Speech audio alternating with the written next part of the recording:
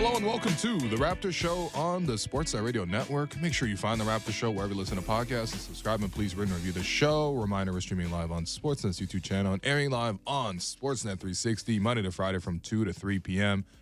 I'm your host, Wayne Liu, and I am joined in studio by producer and co-host Alex Wong, who will be running point guard today. Very few shots, very few points, but a lot of assists, just like Fred VanVleet last night. And I'm also joined by Raptors sideline reporter Savanna Hamilton, who is, I guess you'll be Scotty. I guess I'll be Pascal, or maybe you'll be Pascal, I'll be Scotty. You know what I mean? But anyway, Alex is going to run point today. So what's going on, Alex? How you feeling? I'm great. Thanks for joining us in studio, Savanna.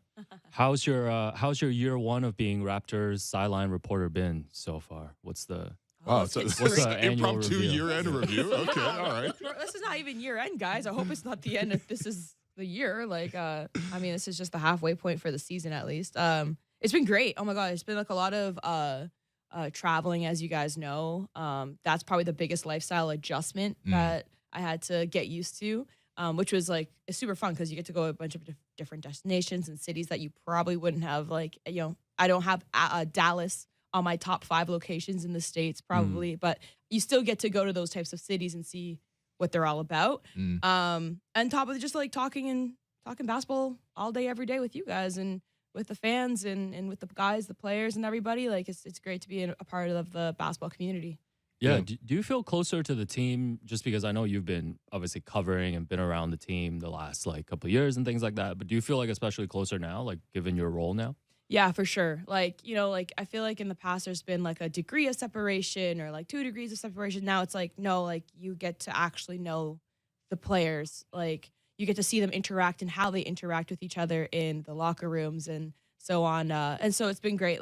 I'm glad that I've had the opportunity and get to know each and every one of them a lot better. And they're all super great. They're all nice. They're all good guys at the end of the day. They're all good people. Yeah. Eh? Yeah. Honest? Oh, okay. No, I was just kidding. I'm not trying to put Savannah on the spot. We always try to put people on the spot. Yeah, what are you trying to say here? I'm just kidding. What's going on, man? Shouts to Josie and Colin who might be listening. But yes. Definitely listening. You got to witness history yesterday, Savannah. The Raptors got their first 3-game win streak of the season. Will, I know you're happy about that. I woke up this morning, no stress at all. You know what I mean? I didn't have to put together tweets about how this isn't working or this isn't working. Okay. It was just chill. You know what I mean? It was chill. I knew that, Savannah's going to come in the studio and we could just chat about the game. I knew that obviously Friday you like to run point, right? So, the rundown was going to be full. I really woke up with no worries at all. You weren't sure about that last one, but. Yeah, well, that's fine. I came in, watched some tape, and I looked at it and I was like, damn, the ball movement was really strong. Back-to-back games. With 30-plus assists. Only the 5th time this season the Raptors have had 30-plus assists, so the fact that it happened back-to-back is a rarity.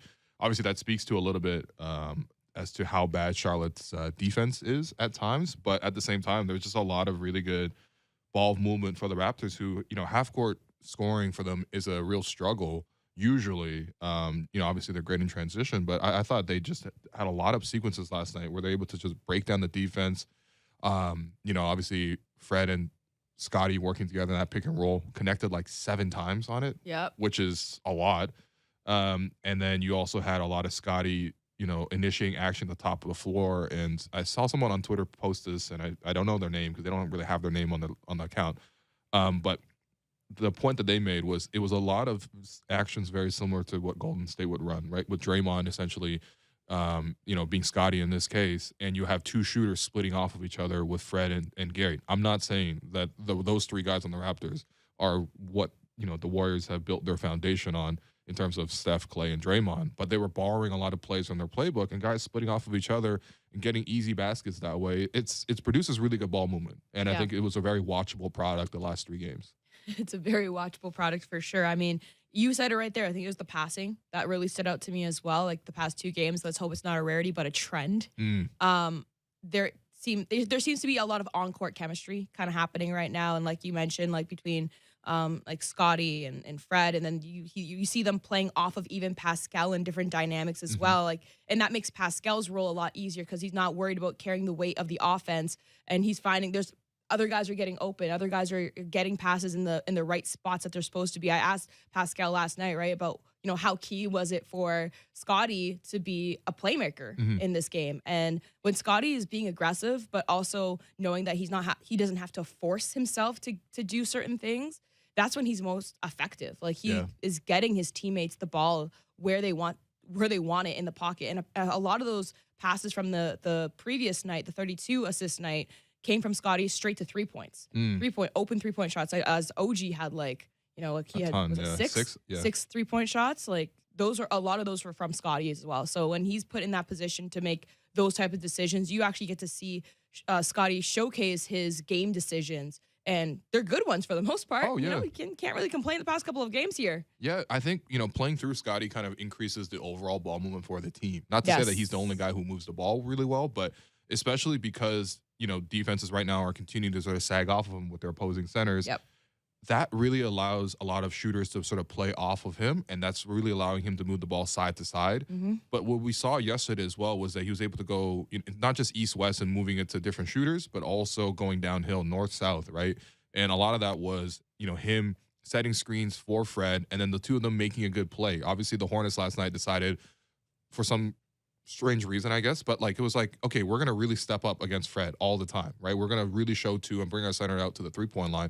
That creates a big pocket for Scotty to then roll hard and get plays on the move. And he made 7, I think, baskets directly off of Fred's assists. One of them was like a transition hit ahead, but 6 of those were rolling to the basket. And that really allowed sort of Scotty to be involved in the offense in terms of the scoring. But Scotty was involved in the offense in terms of obviously the 9 assists, but he also even had 5 screen assists, which I know it's like a meme stat really, but I think it's important when you like the hockey assist. I mean, you were a prolific big, you know what I mean? Like when you set a neat screen and you get your shooters open, you know what I mean? You get somebody downhill, like that's an assist. That's the big man assist. Yeah, absolutely. Like there's the assist that like even.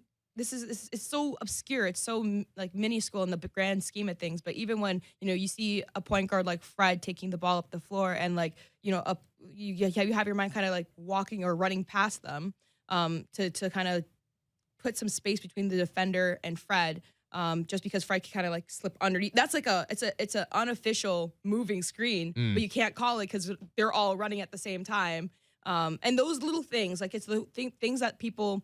You can't put what is that? Like what exactly is that? Like those little things also contribute to the kind of like the flow of the offense and getting other guys open and just rhythm in general. But just to add on to what you just said before, I went to the Charlotte Hornets practice just before, like the day in between those games. I'm surprised they practiced. Huh? You surprised they practiced? Get out of here. What did they practice exactly? Oh, it looked intense. When I was there, it looked pretty intense. They're still playing like some 5-on-5 ball against each other and everything. I saw Gordon Hayward a little bit in action as well. So that haircut is bad in real life. Listen, I'm not saying I have a fresh cut or anything, but man, his cut is. I can't comment on men's haircuts. I don't know. Wow, you guys have a different game than me. But there's no game in that one. But I talked to Steve Clifford and he did talk about how he was actually concerned about the Raptors getting downhill as well as the defending against their offense in terms of like zone or versus man. Like he broke down a lot of different types of plays and settings with me, and then talking to Rozier as well. He actually pointed out Fred to me as well. He said like, Fred and I play a kind of a similar-ish game. He also pointed out that they're kind of in the same place in terms of career numbers are dipping. Both of them are in the shooting realm. Sure. Yeah. He said that he's like, I have been having a career low in shooting right now. I know that Fred's been working through some things himself, but it's their body of work that speaks louder than the numbers, and that's what they both believe in. Okay. And that's what this is all from Rozier. He was telling me, but so that's why he was concerned about Fred getting hot. So that's why I think if you're looking at them collapsing into the paint or whatever, like that's why the open kickouts was there as well. Yeah, and when you look at the box score, I think Fred only had like 8 shot attempts. He only took 2 threes, which it's got to be a season low. That might be the lowest attempt total for threes for Fred VanVleet in the game going back like 3-4 years. For him to only take 2, right? But when you were watching back on the film, a lot of it was because the Hornets were stepping up on him. And so he didn't need to force the 3. Instead, the smart play was to feed Barnes on the roll. Obviously, the defenses cover it differently, and Barnes has a great screen and the biggest drop back. Then, of course, Fred's going to take that 3 instead. But, no, I just thought the synergy between the team was really, really strong, And, of course, in the middle of all that, Pascal Siakam, I mean, he 11 of 13 from the field. One of those, he got his own putback. So I consider that 11 of 12, really, right? Because he scored on his own possession. You missed Assist 2 free to throws. yourself. Exactly. That's an assist to yourself. That's not a miss. He didn't waste a possession. He literally scored right It was afterwards. intentional. So, I mean, yeah, wow. Just the most, efficient outing we've seen from him this year. Like, what went into that? Yeah. Oh, I know. It's a lot went into it, of course, and I think you did a great job just breaking it down just then as well. I was just gonna say the term I was looking for before is called a brush screen. That's when you're running past somebody and you make contact, but it's not enough to ever call like a moving screen. Right. Anyways, so yeah, like I think exactly what you just said, like between the passing, Scottie being a playmaker, Pascal kind of taking the pressure off himself, but able to play to his strengths, to his game. Like it all clicked at the right time, as well as like you got to look at the boards, right? Like rebounding plays a huge factor in wins and losses as well. Sure. And they were pretty evenly matched. I know at the halftime, when it comes to points in the paint, the Raptors had a significant advantage. Charlotte kind of evened it out. I think Rozier, he kind of started to go off in the second half. They contained him to 9 points, I believe, in the first half. And then the second half, he kind of got his numbers back up again. Yep. And so all those kind of factors contributed to what we saw in the end result. But, Raptors, they still held it down. They held the fort, and they were successful. And let's see it be repeated time and time again, because whatever's happening right now, it's working. Yeah, are you guys seeing too, I think, with Precious back in the lineup too, right? Like yesterday, what do you have? Career high, 5 steals. I know Precious is always... Yeah, I got to look at the film on those 5 Precious steals. is a bit of an adventure on the offensive end, I would say. Yeah. But I feel like he's given them a nice presence off Yes. the bench too, right, Savanna? Yeah. Oh, yeah. No, absolutely. Precious, he's been that spark, of course, that you needed, but he needed to get back in rhythm and back in shape in order to do his game again. And like, Nick Nurse, he said a few days ago that he wants Precious to be back to where he was the second half of last season. And we all know that Precious was even slow a little bit to start this season before the injury. So he wasn't quite playing where he was last year. But already, like the past 2 games, you've seen glimpses of that second half Precious. And so, yeah, they need him to continue that because, when you think about the bench presence, and that's something that in the history of the Raptors, they've always prided themselves on, like, Fred VanVleet, Norm, Pascal, they literally call themselves the bench mob. They need that to be successful as a team, right? Like they need, and even Christian Koloko, I was talking to him in the locker room one time and he was telling me like, in order to win, you need to have a good bench too. And he's spot on there. And also speaking of Christian, like, I personally, I love his development. He's a much better player than you could see than he was in the beginning of the season. And he got thrown into the fire, Will. Like, you have to give him some credit there. Oh, yeah. Yeah, no doubt. And I think, you even watch, like, especially for a rookie like that, like, to see the pregame work or even the practice work and stuff like that, like, they're always working with him on finishing drills, like, all the time. Like, Jamal McGlory has probably, like, blocked, I don't know, 200 of his shots in the last month alone. Yeah, you know what I mean? legit. And, like, at the start of the season, I was watching it, I was like, damn.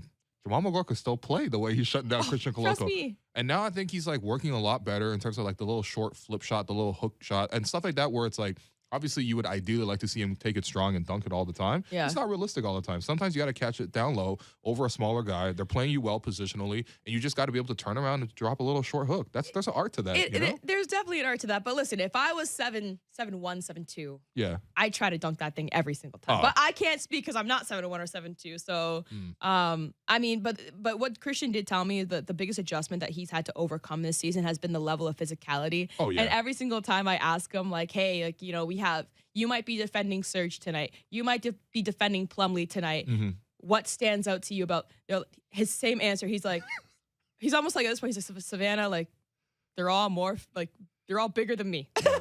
They're all more physical than me. That's just because they're vets in the league or they have a lot more experience. They have a lot more muscle mass. And like, but he's like, that's not to say I can't play my game. I can't get my blocks or like, be an energy. He said that he really wants to continue to bring energy.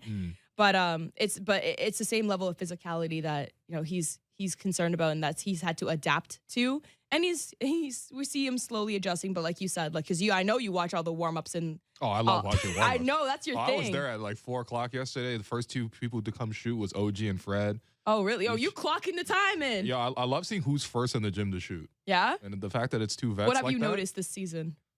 Who's always first? Well, it is a lot of Fred. Although Fred used to shoot late sometimes with Thad. Like, Yeah. Because Thad's usually the last guy to warm up. Yeah. But usually it was the third stringers, but of late it's been a lot of Fred. And then Okay. OG joined them last night. Which is Okay. nice. Yeah. That's cool. Yeah. You know, to the point of physicality with Christian, I think that's where you see Precious coming back, and you're just like, damn. Exactly. Guys just bounce off of Precious. Like, there's one play last night where Precious was, trying to post up, and I think against PJ Washington, who's not like a small guy. Like, he's not that tall, but he does have like bulk. And I think Scotty was trying to feed him on the post entry. And Precious got to the point where he didn't just like have his man sealed, but he already created an angle so that when he caught the pass, he could just take one hard dribble and go up and dunk. Mm-hmm. You know what I mean? And a lot of plays where he's able to explode through gaps in transition. Now, of course, that also leads to him losing the dribble a lot, which is probably the adventures that we usually think about when we talk about Precious. But yeah, I just think that, as you mentioned, the more that he gets his conditioning back, the more you're able to see that physicality element to his game. And, of course, we want to see this against tougher opposition, but we saw Precious have lots of great moments last season. Like against the Sixers, for example, I thought that was one of the more eye-opening games that Precious had last season when he was coming down the floor and he was just pulling up for three. Oh. I was gonna say it's nice.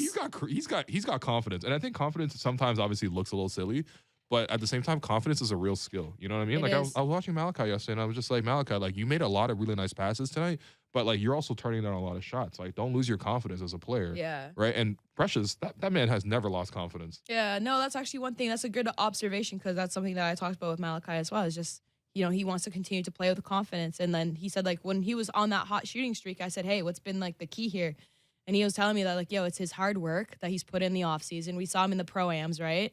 Mm-hmm. But it's another part of that was also just, how much he's been able to just build that confidence and know when to take the shot, basically. And so seeing him turn down shots, it's almost like, no, get back in your rhythm, get back in your flow. But sometimes, sometimes you almost have to, in order to build your confidence back up as a player, and this is just me talking for myself, like, you have to start off with, okay, that's a really good pass. Mm-hmm. Okay, maybe I could get to the lane and take that drive. Okay, maybe it's a corner or it's an elbow shot next, and then you kind of work way back out to a 3-point shot, and then you start getting hot in the three, and then you're wrapped. But like, going back to Precious, like, it's great to see him take threes as well, right? That's something that the Raptors were working on with him last season, and so to see him kind of already step back in it and not be afraid to knock it down, like, it's going to pay off. It's eventually, like, if you practice something, this is just common, like, logic at this point. Practice something enough, and you practice it the right way, you're going to eventually be successful at it. So, I'm not mad at Precious taking threes at all. Yeah, I feel like another guy, too, that has been really good during this stretch, and honestly for the entire month, I think Gary's really, been just a consistent contributor for them. I know last night he was only 2 of 11 from 3, but he's averaging almost like 24 points in the month of January. And I feel like that's been a huge thing for them. We always talk about where they're going to get their secondary scoring. Mm-hmm. You talk a lot about like who the number 2 guy is going to be. Just having Gary back in that starting lineup and being just a reliable 20-point scorer, like, I think has been huge for them too in terms of just turning things around. Yeah. Oh, Gary's been amazing. Like, Will, I'll let you take this one because I don't know where to start with Gary. Yeah, no, Gary's just been he's just been really aggressive. Like, I think they've really simplified his role in a lot of ways. I think they're also running more set actions for him, which is allowing him to sort of get to his shots a little bit easier. Right now, a lot of that is that split action with him and Fred coming off, collectively. I think he got like a wide open dunk yesterday where usually, the play involves Barnes having the ball at the high elbow or whatever on one side of the floor. On the other side, you have Gary and Fred cutting off of each other. Fred usually coming and cutting down through the paint, and then Gary sort of splitting up top, right? And, the whole idea of that play is to sort of see if the opposition can sort of negotiate essentially like, just a split action. Very simple stuff. Mm-hmm. And then, so Fred made that first cut through the paint, and then Gary was going to cut as if he was going to come out top for the ball, but then he cut back door instead and literally cut right behind Fred for a dunk. Mm-hmm. With a great pass from Scotty there as well. So I think they're also running more set actions for Gary to get involved. But to be honest, with a guy like Gary, it's just like, he's got the ultimate confidence. He's talked about how much he's worked through a lot of these shooting struggles. Mm-hmm. And I just think that it's just a result of the work paying off. I mean, obviously, there's been a lot of talk about whether or not he might get moved. Mm-hmm. And, I think that talk is not going to go away just because you've beaten the Hornets twice. Mm-hmm. But at the same time, like, I think he's fitting into his role really, really well. When you think back to last season or last, I guess, month, when Nick was like, do you fit us or not kind of thing. It's like, yeah, I think Gary clearly fits. One of the most successful marks of a shooter or even just a scorer is their off-ball movement. Mm-hmm, yeah. You touched on it, of course, with the screens, but you got to see if they're a successful shooter, I should say, never stops moving. They Yeah. never stop moving on the court, Yeah. and that's how they get open, and that's how they have wide open looks. And if you're a defender, it's hard to keep up with that, especially if you're playing. Even if you're playing different, like, never play a zone on a shooter, that's for sure. But if you're playing a man to man and there's like all this movement, eventually you're gonna lose the guy. And that's exactly how Gary's been able to get some open looks himself. It's almost like he's creating it within the system. It's not like he's doing anything absolutely out of this world. It's not like he's having like the craziest ball handling skills, step back three. Like he has a few step back threes, like the one that went to overtime, but like in general, he's a guy that kind of finds space on the court and he stretches the floor.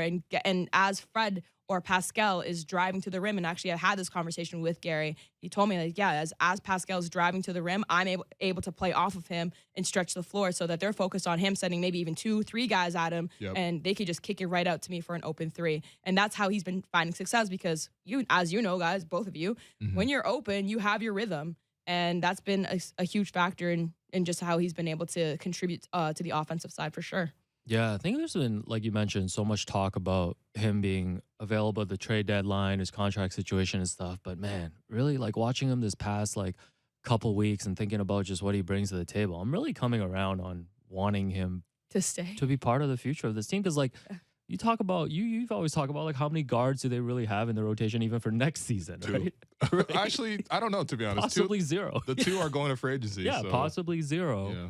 And just the scoring and just the role, like, and his age, like on a team that you're trying to kind of build up into a contender over the next couple of years, like he kind of fits the timeline and he's got the skill set. So like, I like his don't know. mentality too, man. Yeah. Yeah. So Because you know what I mean? Like he got benched, and a lot of players can kind of go one way about that. He was very professional about it. He was just He like, didn't get yo, blamed. there's Yeah. I He haven't was- done anything in this league. He was professional about it, but at the same time, just watching him play, you could tell he had a chip on his shoulder. Yeah. Mhm. And But I because like he that. stepped it up like 1,000 times. And that's Great exactly mentality. what you want. Mhm. You want that. You You want a somebody who sucker. takes offense to you kind of do. You want somebody who takes offense to being like, let me show you Yeah. why I'm this guy for you. Mhm. It's approving. It's let me work harder. And he did work harder, as you mentioned. Like he spent extra time in the gym after games even Yeah. to make sure he was getting his shots down and extra time in practice. And now we're seeing the results of it, and he's starting again as a result. So you kind of want that guy that has that fire in him,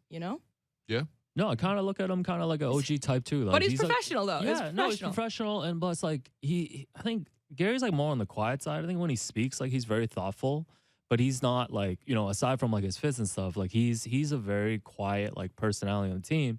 But like he's an even keel dude, and like just the more I think about it, it's like you move forward with this team, like having an OG and having in Gary, like not that I'm still open to trading a lot of guys at the deadline, but like I just think those guys are very valuable though. Mhm. Like they're very valuable. They So are. I've really come around Gary because I think coming into the season the expectation was just this might be his last year here. He's gonna get moved, and now more and more I'm like I want him in the fold actually long term. Yeah. Sav, speaking of, is Gary like a really reserved personality?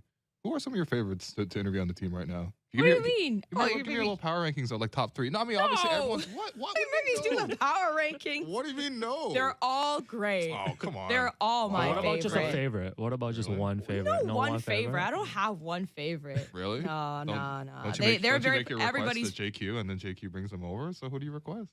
Oh, like just in general, like. Yeah, yeah, Well, I think you guys know, like, if you're sitting in the media room with me, who's the number one request? It's always Fred. Exactly. Everyone asks for Fred. Exactly. No, people ask So- for Fred like kids ask for PlayStation. at Literally. Christmas. That's wild.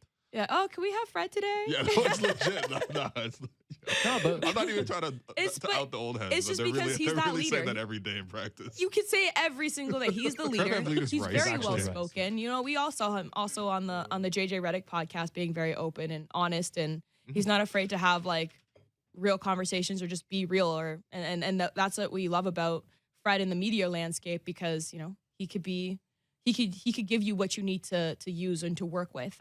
But that's not to say that like no one's my favorite. It's just Okay, everybody wow. has different personalities, and you learn as a media person to adapt to that. Not me. No, guys. I had to learn, that's for sure. I got no creep to me, man. Listen, I had to learn. That's for be sure. transparent. I think guys got to grow into that too. Like Pascal, I think has become way more comfortable just Yeah, speaking sure, now versus when he came in. I also, I don't know, for just from afar, like it just feels like Pascal really knows himself. You know what I mean? Like, very comfortable in his own skin super type. comfortable, really trusts the work, always been really positive, and not like saying like really positive as in just kind of burying the head in the sand kind of thing. He's just really positive about life and the outlook of it. You know, he's always talking about how he trusts us in the process. He's obviously a very spiritual, faithful man as well. Faithful? Oh, that's not the word, is it? What's the word for faithful religious? could work. Yeah, It could work. maybe Spiritual. Yeah. probably. Yeah. Anyway, Sure. that's what I mean. Just in Good terms vibes. of faith, but yeah, I mean, he's really just true and honest about the work, and I think that it's given him a lot of clarity through the fact that he's gotten through some really really tough periods in his career, and to get to this point where again, like this guy just scored 35 points. It was so easy. Yeah. Like they were trapping him at half court like Steph Curry Yeah. just to force him to get rid of the ball. Yeah. You know what I mean? Like the Raptors used to like prime James Harden. You know what I mean? And they were doing that to Also, I think it was PJ Pascal. Washington was like fouling him every play. Yeah. Every time he was guarding him, he was just scratching him Yeah. on the perimeter. You know, No, watching the Hornets, I'm really like, man, you know, people talk Bro. about kind of tanking and rebuilding and stuff.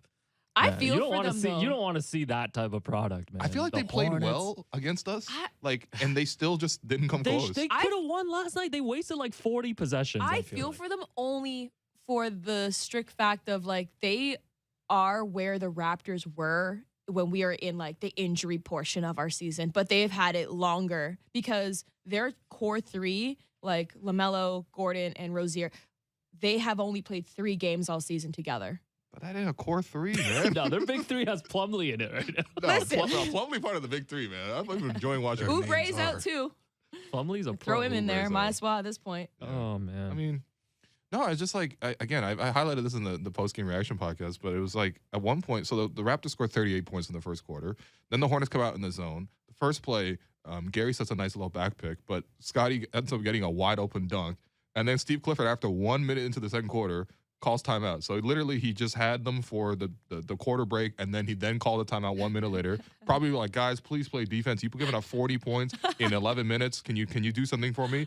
And then immediately the Hornets came up with 5 straight turnovers. By the way, those are 3 of Precious's steals right Oh there. my God. 3 of his 5 steals were just in that stretch Damn, alone, they helping back to him back to stat back, pad? where they had 5 straight turnovers. And meanwhile, they committed a goaltend. They fouled Chris Boucher in the corner for 3. They also gave up another back cut to Gary for an and one. I'm just like, dog, if you really want to tank, like you got to be that. I Like, want all to season. see Nick Nurse coach the Hornets one time just to see how frustrated No, he would man, get. he's- Nick Nurse would forfeit the game. No, he's gonna turn that one over to I don't know. Nate Bjorkgren, man. We're gonna see their The consultant. Hornets have had a bad stretch for a long time. We're talking years. This is generational Yeah. now. Fucking decades, man. This is generational. When's the last time they made the playoffs? Jeremy Lin. I think it was when Jeremy Lin was there.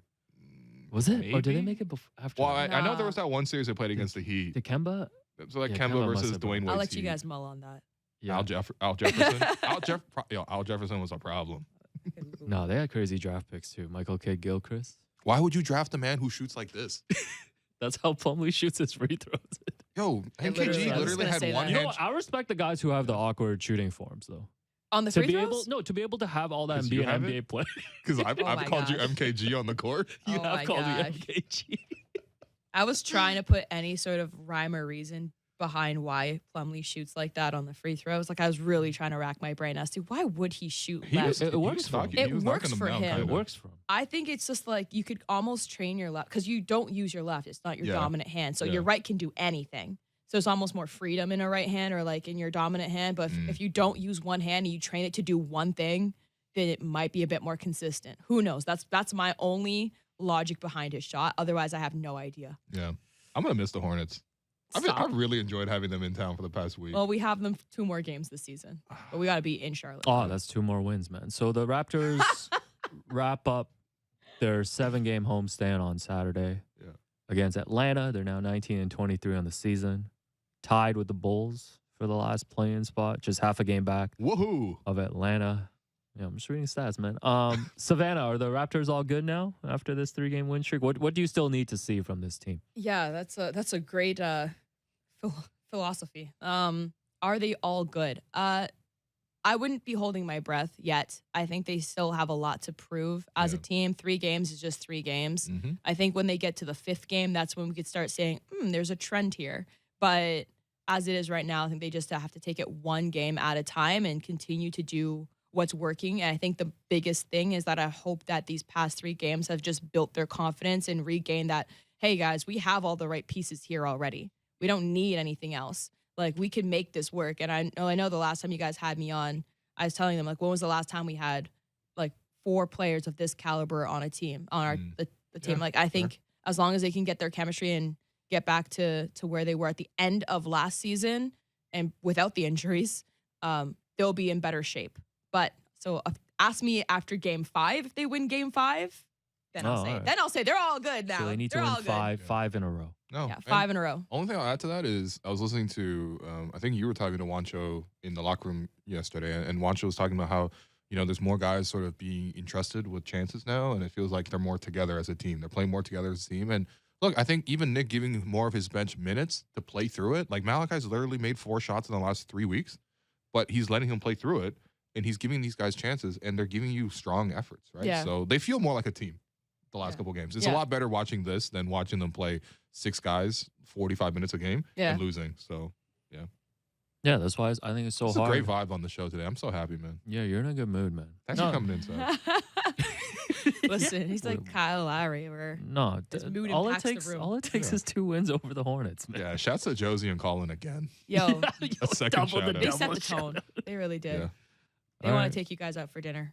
All right, go Raptors, man. Okay. J.R. Manitat, if you're listening, man, What do you mean get if he's ready listening? get ready for the second All right, segment. we're going to take a break. I've been your host, Willu. You've been listening to The Raptors Show on the Sportsnet Radio Network.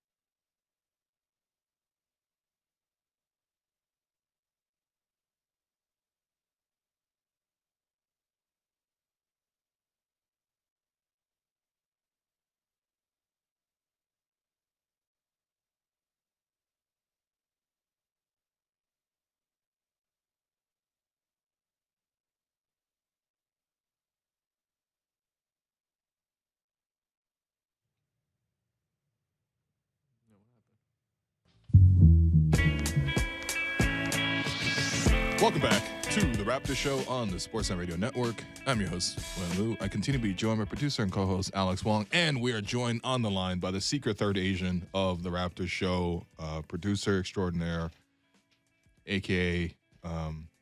Actually, I don't know. We don't have a nickname for him. He's just JR. JR, what's going on, man? What's going on?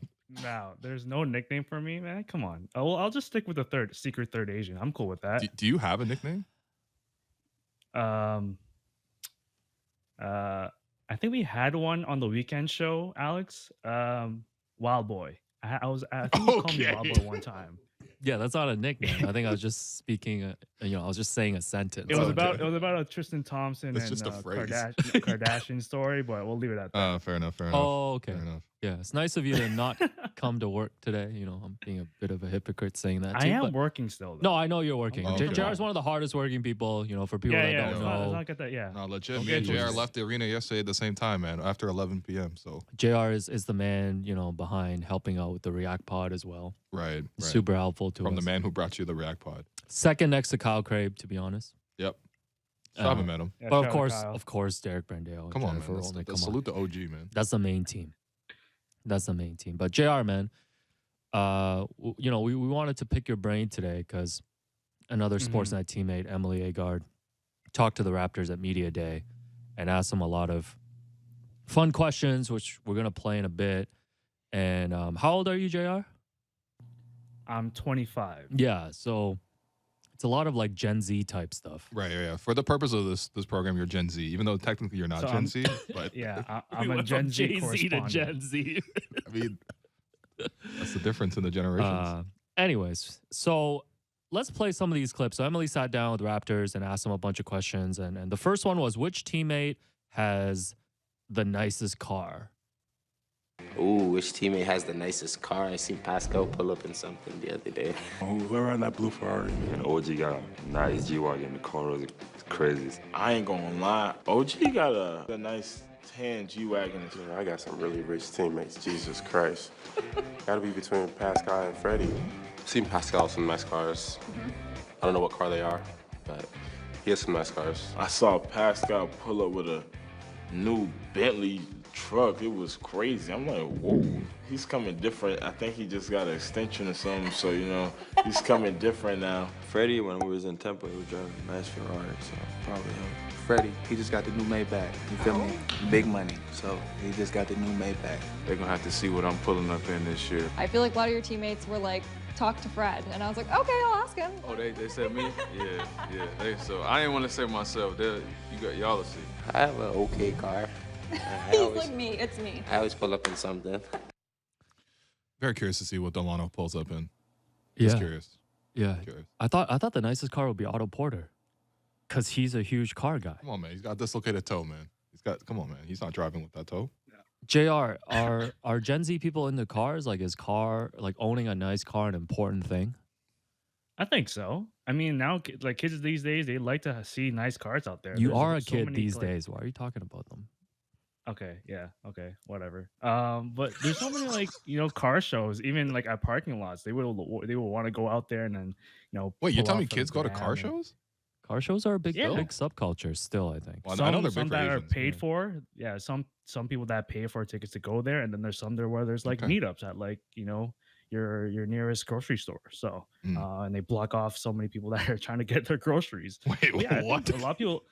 Yeah, I think a lot of people love cars, right? Like I personally love cars. I have my own. Yeah, what are you nice little whipping these sports days? car and Yeah, stuff. what's your whip? Oh, my whip right now? I got a 2018 WRX Subaru, bro. Damn. Oh, okay. Okay. That sounds hard. Yeah. Damn. It is. Well, we know what we're Only- whipping. only- Obviously, Alex is whipping the 2001 Honda Civic. Oh, and Civic. and I'm whipping That's a nice, though. That's 2022 nice. scooter. That's You know nice, what? Our though. collection has got a while. No, I'm whipping the TTC on the way home, man. Oh my god. Damn. Yeah. No, that's cool. Yeah, I'm not surprised. I think Fred and Pascal were nominated as the ones with the that's nicest what happens when you cars, make right? 20 plus million. This was a big thing in Tampa too when they played there. Was all the pregame pics was Yeah. just guys getting out of the parking lot. especially Kyle. I mean, Kyle and Fred were both driving Ferraris, I think. Yeah, but Kyle had like once golf Kyle clubs started coming out of his truck. once Kyle was driving to games in Ferraris, I'm like, he's not leaving Tampa. He's not leaving Miami. Like he's going. We're not going to see Kyle in Toronto again. He's leaving that car there to drive it up when he's in Miami Heat. So that's what happened. You're not going to drive a Ferrari on the DVP, man. My scooter goes faster on the DVP than the Ferrari. Yo, don't bring your what? I like OG's pick though. The G-Wagon, the tanned one. He's thinking out of the box, right? He's prepared for like a nice little winter snowstorm whenever he's driving the car during the season, because usually Raptors season like falls on the winter season. So he's ready for that, and he has the money for it. So might as well drop the bag on a G-Wagon. Might as well. Yeah, I'm looking at the MSRP from $1,700, $174,900, which I believe is 2 games. For the players. All right, next one. Next clip. Yeah, next one is teammate most likely to bail on plans. Me. Probably me. Every time I ask them what's happening tonight, they're like, "You're gonna come out." Might be me. I ain't gonna lie to you. I might not even give the response to go to the plan, and I might forget, so it might be me. I be in my own world sometimes, I be trying to play that game. But like, if we were to make a plan, like, everybody would follow, but... Forward. This is used to tell someone to come or to go somewhere. Typically used in Toronto slang. No one would really bail, but it kind of depends me, probably. Probably Precious. Yeah, he's done that many times. OG, by far. Has he done it several times? Yes. He made plans with me. Remember that? I mean, he said he got sick, but whatever. OG most likely to bail on plans. OG. He's done that before? Yeah. Many times? Yeah. OG. OG bailed? I think he set up something, I bet. I don't think he went there. But he just set it up, but he didn't go. OG. I'm putting him on blast, OG. Do not bail out on me again. Bail on plans? Yeah, all the rookies, like last year, all of them. Yo, OG set up plans and then just bailed on them? Sounds like he me. actually got the group. OG and Ginobili. That sounds like me. JR, what's the proper etiquette for bailing on plans? Wow, I forgot what it was. I used to say this a lot in high school, but no, I totally forgot what's it called. But yeah, I don't know what the term is called. Oh, okay. I lost my touch. Wow, Sorry. damn. The Gen Z expert right now struggling to recall high school, which was last year. Which was last year for JR. No, last year was Kids for Locker, man. Nah, come on, man, relax. No, that was 3 years ago. Yeah, I think bailing on plans is a pretty regular thing, though. Oh no, you know what? It came back to me. It's flopping. Yeah. Okay. For the OG's been flopping on plans. That's fair. From time. Well, okay. All right, JR. Okay. All right. Next up, which teammate spends the most time in front of a mirror? Which teammate spends the most time in front of a mirror? Gary or Scotty? They're just like checking themselves out. Do you think they have great style? I don't know if it's the style. They just looking at each other. Probably like GT, like Gary or Precious, because they're very they're very fashionable guys, so I feel like they check themselves out and probably switch their outfits a couple times before they leave. I'll say Gary, because Gary dressed a little crazy, so I feel like you got to look in the mirror a lot. It got to be between OG and Scotty. I would say Precious spend a lot of time. You feel me? He like to be a pretty boy in a sense. Probably Precious, but he likes to check himself out a lot. Yeah, I'm going to say Precious. And Delano, he's like a flashy guy type. He's feeling himself. I ain't gonna say that, but I think he likes the way he looks, and I don't know. Yeah, you think he's doing that in front of the mirror? Yeah, JR, as someone who is known to show up to the office and the arena very fitted, how much time do you spend in front of the mirror before leaving your house? At least 30 minutes. Are you for real? Wait, 30 minutes? I gotta make sure my my skincare routine's proper. I get my hair done. You're not even on TV. There's some days where I'm on TV. I don't do this. Sorry. Hold on. How many? All right, keep going. Sorry. Asian dad. What else is in the 30 minutes? What else is in the 30 minutes? Yeah, go ahead. No, that's it. Yeah, oh, okay. Just making sure that everything's combed up and looking straight, including my glasses. My head is weird. It's like I have my jaw's like crooked, so I have to make sure my glasses are on straight. Huh. It's just weird like that, yeah. Well, you are one of the top 5 dressers in the arena. Top 2, man. No, I appreciate that. Yeah. Okay. Top 2. No, I'm top 1. Come on, put respect on my name. Who else is in the conversation? Nelcam. Oh, Nelson no, actually, no. Campana? You're right. Yeah, Oh, Nelson is number 1, man. The guy pulled up last night, and he kind of looked like a Sealy mattress. I don't know, man. That was a nice fit, though. Tristan too. Tristan gets a lot of great fits off as well. But The JR's up there. JR's up there. Yeah. No, JR's up there. Damn, 30 minutes, man. 30 minutes. Are you rotating fits all the time, or do you know what you're gonna wear when you wake up? Yeah, I'm definitely trying to rotate fits. Usually I would have my non-hair days where I just wear my hat. You see my iconic Blue Jays hat that I always wear. Yeah, of That's course. the number one. That's like my version of your speed hat that you always wear, which I haven't really seen lately. But Yeah, yeah. put that on ice. You know. Yeah. Yeah. I'll put Next that on up. ice. I Wait, like that Alex, how too. long do you spend in front of the mirror? Honestly, not much time. Man. Yeah, As you can that's. tell. I just mean, gotta. people can tell on you the know, show. Yeah. You know, gotta make it here for 2 p.m. Hoodie, hat, pants. Which next shoes, up, get out the house. which teammate is most likely to not pay for dinner? Me? Probably like a Scotty or something, or like one of the rookies, Oh, snap. or Delano. Delano. Didn't Delano. I think Delano said himself for that one Yeah, too. he's not paying He's for not anything. I don't know, one of them rookies probably. Yeah. Probably one of the young fellas to flex. Pascal, like that new extension, I know, like, fam, just pay for the dinner, bro. Like, chill. I don't It know. makes sense. I do feel You like shouldn't ask. By the way, like you really shouldn't ask.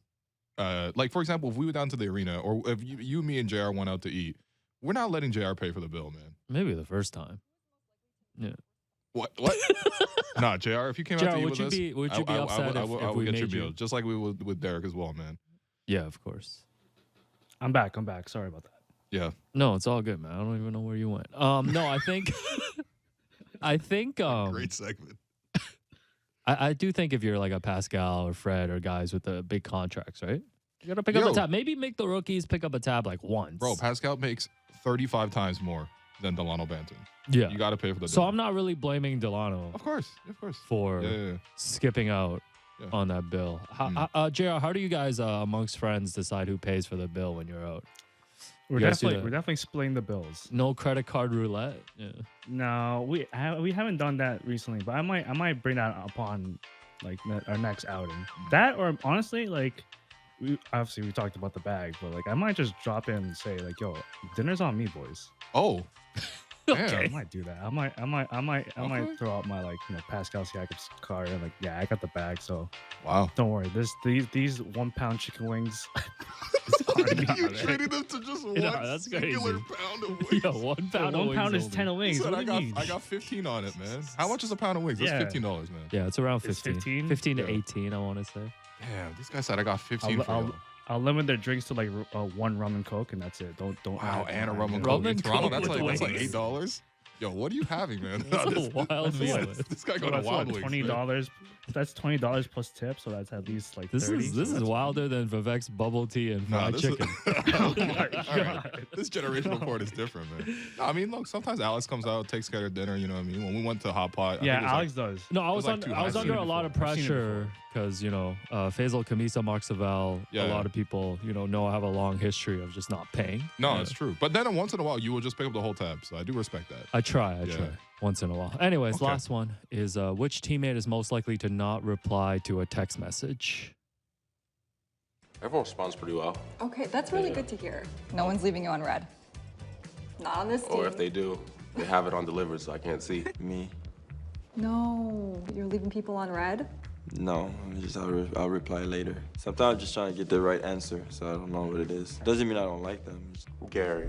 Did he do that to you? Yeah, How dare he? I know, right? The rookies never responded. Everyone's in the group chat. We in a group chat, we say something, the rookies just know where to respond. I ain't gonna lie, none of them guys respond. Like, as much, them out. I think it's like an age thing. Like, the younger generation, they don't respond. They don't respond. No, they don't just- respond. They're out here leaving you on scene, Fred? Yeah, for sure. Come on. But it's not just me, it's just like anything. Like, Anyone. Yeah, anything. Yeah, I do feel like this is the biggest divide because I try to reply to text like right away. It bothers me if I leave the stuff unread, but I do feel like the Gen Z, like you, JR, like to take their time responding. Is that correct? Well, no, not necessarily. Okay, Well, cool. I think for myself, I actually like to respond like right away. I'm like you. Like I don't want to have notifications all filled up on my phone, right? I want to respond right From away. me and Kyle Crave. And sometimes Yeah, I pretty tell much. Oh, okay, I tell right, JR right. I've sent Oh, okay. I've sent the files. Yeah. Yeah. There was one case earlier in like when you guys first came over, and I was trying to text to Will and make sure that the Raptors reaction pod is up and ready to roll, and he knows he's going either live or straight to pod. Sometimes I would never get text from him. He's been You know getting what? better though. Will's got better. You know Will's what? gotten better. I'm a habitual. I will answer your text on my own time. I think And I we'll- will open your text, I will digest it, and then I will sit on it for days. Like No, Will you know what will I mean? will respond when it's required. Yeah. When it's like I not really hate required, responding. when it's not required, Same he thing will with know. work emails, stuff like that. Obviously, if it's super urgent, of course, I'm gonna send it in. But you know, if it's gonna take a while, you know what I mean? Like, you know, like the dentist is If- like, if- hey, please confirm your Yeah. appointment for cleaning. I'm like, I'm gonna wait for 3 days and then confirm. But when it's even though I'm the- fully if intending to if go. money's in the table, you'll respond right away. Yeah, right? when it's the analytics on the Yeah, of promoted course. tweet, you know. Oh, yeah, Yo, that took weeks too. Not gonna lie. That took a couple follow-ups. But yeah, no, Alex knows this. That's why I have Alex run my life, because you're actually a way more diligent email/text/whatever responder. Yeah, I just try to get back to everybody. Otherwise, I feel like, you know, Mm-hmm. the list of things to do is piling up. Yeah. That's the big thing. Mm. Anyways. Wow. So not that many differences between the generations. I mean, to be fair, JR is only like 5 years younger than me. So Yeah. Yeah. You're technically a millennial. I'm not technically, I'm firmly a millennial. So me and you are really in the same group, but we're very different. Well, we're both in the same. We're both in the 30s now. We're so in the same decade Nah, as we well. look at each other eye to eye at this point. I think on paper I'm a Gen Z, but in my heart I'm a millennial. Oh, you got an old soul like Fred? Well, I'm sick Yeah, of Fred being like, you know, these kids these days. I'm like, bro, you are born in 1994. Okay, I don't want to hear this. I don't want to hear this, man. No. Fred's giving advice to Thad Young, but Thad's like, damn, man. I'm in the ice tub right now. Please. No, but I'm watching Fred, Spain enough. versus Morocco. Please, Enough, man. This guy was born in like the year of the rooster or whatever, man. I'm tired of it, man. Enough. Oh my god. All right, that's the conclusion, man. We're tired of Fred. Act your age. Yeah, fair. That's the conclusion. JR, man, I appreciate you. Appreciate you, bro. You ready to be on more Yeah, no often worries, when Alex takes a week off? Oh yeah. We're counting down the days. 2 weeks out. Yeah, Okay, get ready, bro. Seriously, you got to come on Shout the out show to and bring Plumlee, your bro. personality. My guy. Plum Oh sauce. yeah, shout out to you. Plum sauce. Yesterday in the booth, it was just me, Alex, and JR, and the whole time, obviously, I'm rooting for the Raptors. Alex is just chilling because he's like, this is just basketball, and then JR the whole time is just rooting for Mason Plumlee because he's apparently on your fantasy team. The sauce. I've never seen anyone root for Mason Plumlee. He got introduced in the starting lineups. No one said a word in the arena except you clapping the 600. So. Shout out to you, JR. All right, no more snitching. Yeah, guys, support my boy, bro. Money's on the line for the fantasy team. Here you know. Yeah, respects, man. Glad you got your 20 this week for landing Del Curry. Damn. Congrats on a great week. So, JR, we'll talk to you soon. I'll see you tomorrow, man. Yeah. I'll see you at the All arena. right, that was a test drive. It was decent. Yeah, it was cool, man. We can do it more often. All right, that does it for us today, though. I've been your host, Willu, and you've been listening to The Raptors Show on the Sportsnet Radio Network. Make sure you find The Raptors Show wherever you listen to podcasts and subscribe, and please rate and review the show. A reminder, we're streaming live on Sportsnet's YouTube channel and airing live on Sportsnet 360, Monday to Friday from 2 to 3 p.m. Thanks again to Savanna Hamilton. Thanks to JR Manitad. Thanks to our producer and co-host, Alex Wong. Thanks to board producer, Derek Brandale, and Jennifer Rolnick for helping us with the YouTube stream. And we'll be back to talk to you next week.